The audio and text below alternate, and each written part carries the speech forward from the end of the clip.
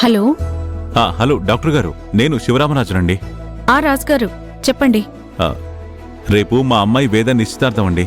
మీరు తప్పకుండా రావాలి. రాజుగారు, నేను విజయవాడలో ఉన్నానండి. పైగా రేపు డెలివరీ కేసులు చాలా ఉన్నాయి.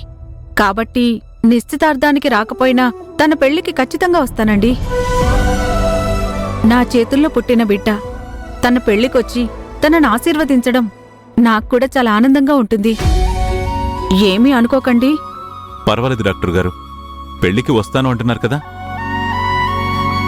అయితే ఈ నిశ్చితార్థానికి మీ అన్నయ్య వదిన గారిని కూడా పిలుద్దాం అనుకుంటున్నానండి. వాళ్ళనా? వాళ్ళెవరో తెలియనప్పుడు మాకు మధ్య మనస్పర్ధలు వచ్చుండొచ్చు.